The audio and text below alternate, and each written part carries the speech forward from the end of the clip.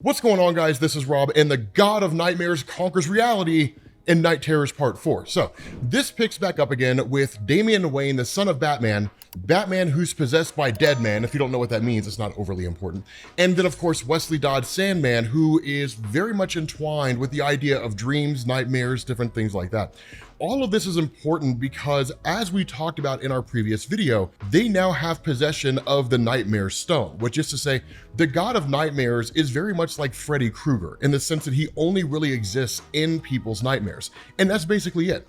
As long as you're awake in the real world, you're basically fine. But in the same way that rattlesnake antivenom is derived from rattlesnake venom, the belief is that by using the Nightmare Stone, they can basically overcome the power of the God of Nightmares. And so what they end up doing as they make their way into Arkham Asylum, which according to their best estimations is where the physical body of the God of Nightmares is currently residing, once they get in there, you have this really interesting moment where like Batman, Deadman, whatever you want to call him, is just kind of like, okay, so this is obviously some kind of a trap, right? Like, I mean, this whole entire city is encased in just like this really dark, nasty looking ooze type stuff to reflect the kind of corruption of the God of Nightmares as it's slowly eking its way into the real world. But here inside on this level, everything is so perfectly clean.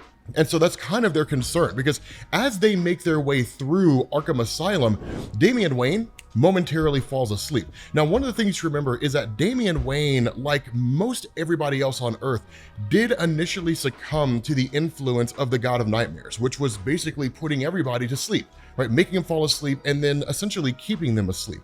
But the crazy thing about Damian is that due to a combination of his training from the League of Assassins, as well as his time with Batman and even his own individual studies, he was basically able to control his dreams and wake up out of his own dream, right? So he kind of kicked himself up. Most people can't do that. And in fact, Batman can't even do that, which is a pretty impressive feat when you look at it on the whole for Damian. But as he falls asleep here, Batman kind of turns around and greets him. And he says like, "It's me, Damian. Deadman left my body to go ahead. He's gone to battle Insomnia by himself.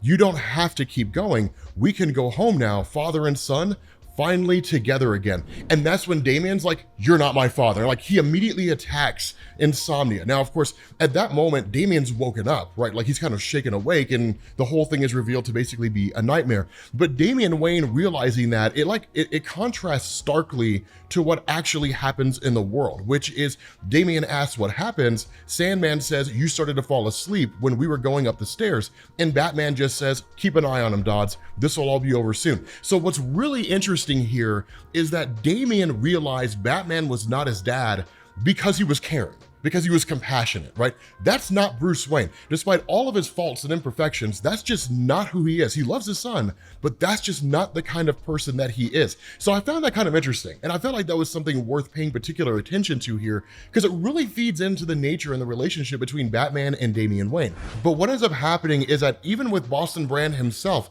as he makes his way towards like the actual door, these kind of like apparitions, right? Manifestations, specifically of Dove, who's a long dead superhero in DC Comics, but was at one point the interest or love interest of Deadman, manifests, right? And it's like, what's so wrong with the idea of Insomnia killing everybody on Earth? We would all be able to be together, right? You and I would be together again and that kind of thing. But ultimately, Deadman's just kind of like, no, that's not how things are supposed to be. And we can't let the bad guy win. Now, there is history there between Boston Brand and Dove in the sense that, like, yes, they were love interests. Boston Brand was actually jumping from body to body in order to have a relationship, even a physical relationship with Dove.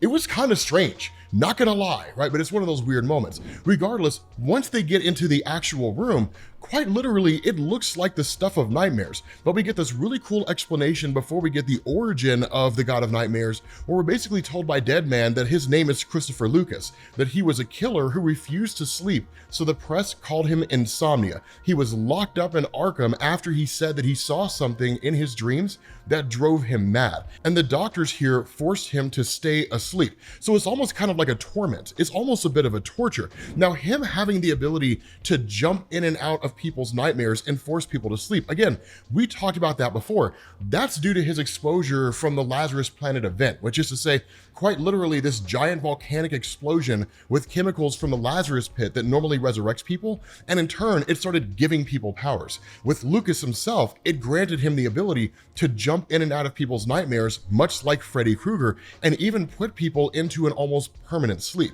And so what's so interesting here is that Deadman, in possession of the Nightmare Stone, leaves the body of Bruce Wayne and then jumps into the mind of Christopher Lucas in order to use the Nightmare Stone against him, but we also get the full totality of his origin.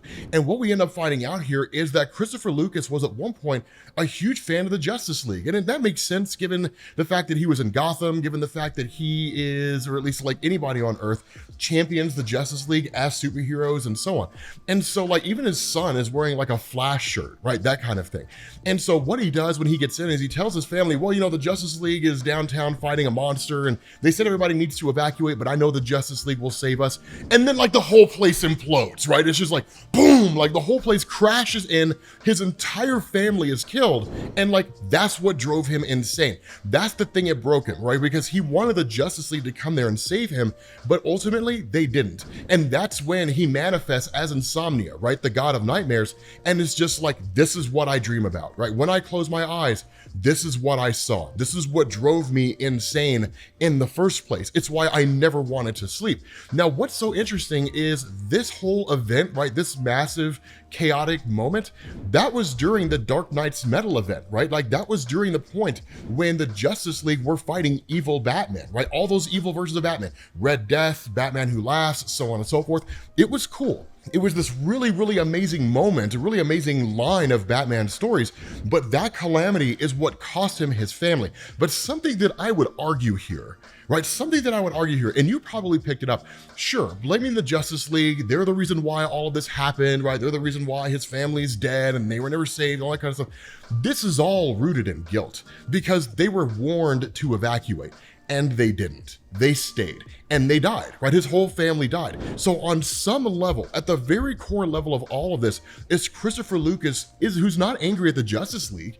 He's angry at himself because he knows he should have gotten his family out of there. He didn't. And you could argue he's the one that got his family killed. So again, it's really interesting in the sense that it's really just very much unspoken. But the reality here is his hatred for the Justice League is so extreme that he wants the world to see the Justice League the way he sees them. He wants the world to hate the Justice League, to despise the Justice League, because they're not heroes who save the world from danger. They're heroes who create danger. Now, if any of you guys have been reading DC Comics for really since Infinite Crisis, you've heard this before. That was the stance of Superboy Prime. Superheroes are not superheroes anymore. They're anti-heroes. The line between the good guy and the bad guy is incredibly blurred. And that's been an on-running theme in DC Comics for a couple decades. Do superheroes save the world from threats, or do superheroes create the threats that they save the world from, right? Is that how this works? Just by virtue of their actions, are they creating more problems than they're stopping? And so what the God of Nightmares says is he says like, yeah, I don't want to kill the Justice League. The death of my family was my nightmare, so I thought I would return the favor. The little clues that I've shown you along the way, the little bits and pieces, that was all part of a much bigger game. I wanted you to bring the Nightmare Stone here. I wanted you to show me this Nightmare Stone. I wanted to see that you actually have it. And what he does is he says, did you forget the rules that were established when this whole thing kicked off? If you die in your nightmares, you die in real life. And in that moment, he seizes the Nightmare Stone and even kills his own physical form.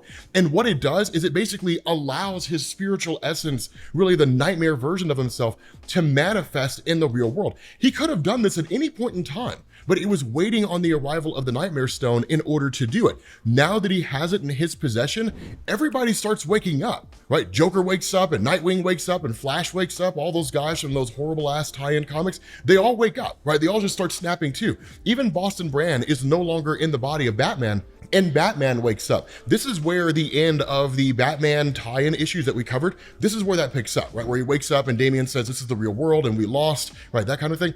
This is where that happens. And so ultimately, in possession of the Nightmare Stone, what the God of Nightmares is able to do is bring all of his nightmares, everybody's nightmares, into the real intangible world. This guy takes over reality. If you have seen it as a nightmare in your dream, it will manifest in the real world. It's amazing. Of course, we do get the evil version of the Justice League, which you would expect to happen out of that, but it's dope, which is cool because finally this story is starting to get awesome. With that being said, guys, we're going to bring this to an end. If you need to get caught up on Night Terrors, make sure you click this link to the playlist, and I will catch you all later. Peace.